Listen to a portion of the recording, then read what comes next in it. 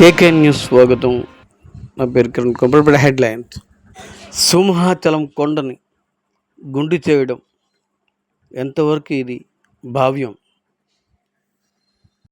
Data centre పేరుతో విచ్చలవిడిగా సింహాచలం కొండని ముఖ్య ఉద్దేశం తొలిచేయడం ఇది ఏదైతే న్యాయమా? సింహాచలం భూములు గూగుల్ డేటా సెంటర్కి కేటాయించారో దాని తెలుగు శక్తి పూర్తిగా ఖండిస్తుంది. ఎందుకంటే సర్వే నెంబర్ 275లో 161 ఎకరాల భూమి ఇవ్వడం జరిగింది.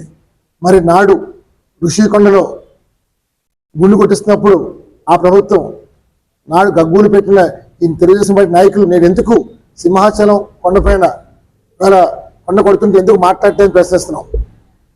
మరి ఈవేళ డెఫినెట్గా ఆ కొండ కొట్టేయడం వల్ల రేపు నీరు ఎక్కడ లావద్దు అనేది స్టాప్ అయిపోతుంది. మరి ఈవేళ హిందూ మనోభావాలు దెబ్బతీస్తున్నారు.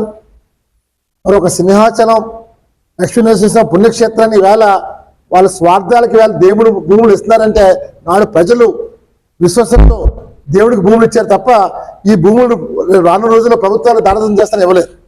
మరి ఈవేళ ప్రభుత్వం గురుగుల డోటాకి కేటాయించిన భూమిని వెనక్కి తీసుకోవాలని చెప్పి డిమాండ్ చేస్తున్నాం. ఈరోజు పర్యావరణాన్ని పూర్తిగా నాశనం చేస్తూ ఇవాళ కొండలు తవ్వేస్తున్నా సరే వాళ్ళు చేస్తున్నారంటే నిజంగా పర్యావరణ శాఖ మంత్రిగా ఉన్న పవన్ కళ్యాణ్ గారు జరుగుతుందో తెలిసిందో అర్థం కావట్లేదు. ఒకటే కోరుతున్నాం, హిందూ మనోభావాలను గౌరవించాలి. ఏదైతే విశ్వాసం ఉందో ఆ విశ్వాసాన్ని గౌరవించాల్సిన బాధ్యత ప్రతి ఒక్కరిపైన ప్రభుత్వం పైన ఉంది.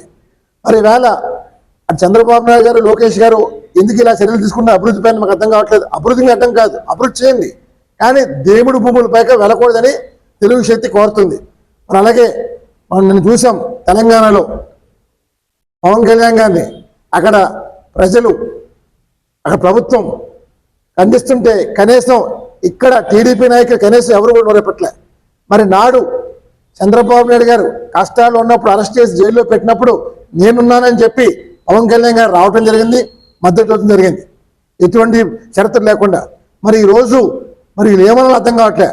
ఈవేళ ఆయన నేను చూసాం ప్రెస్ మీట్లో కూడా నేను ఏమీ కబ్జా చేయలేదు, ఏదైనా కబ్జా చేస్తే చెప్పండి నేను ఇచ్చేస్తానని చెప్పారు. మరి ఈరోజు అంతగా మీ బాబు జాగిరి అని చెప్పి అడుగుతున్నారు. ఒకటే చెప్తున్నాను తెలంగాణ నాయకులకి మంత్రులకి, ఎస్ ఇది మా బాబు జాగిరి అని అంటున్నాను. ఎందుకంటే తెలంగాణలో హైదరాబాద్ అభివృద్ధి చెందిందంటే మేము వచ్చి అభివృద్ధి చేసాం. నేను ఒకటి అడుగుతున్నాను, హైదరాబాద్ తప్ప ఆదిలాబాద్ కానీ నిజామాబాద్ కానీ కరీంనగర్ కానీ వరంగల్ కానీ ఏమైనా అభివృద్ధి చెంది అడుగుతున్నాను. ఎందుకు చేయలేపారు? రాష్ట్రం విడిపోయి 2014 రాష్ట్రం విడిపోయింది, 12 సంవత్సరాలు అయింది. ఈ 12 సంవత్సరాలు హైదరాబాద్ తప్ప ఏమైనా అభివృద్ధి చెందింది అడుగుతున్నాను. అంటే మేము అభివృద్ధి చేసింది మీరు పాలిస్తారు తప్ప మీరేం చేసి అడుగుతున్నారు. ఈరోజు అక్కడ హక్కు సర్వహక్కులు మాకు కూడా మేము అమలు చేస్తున్నాం.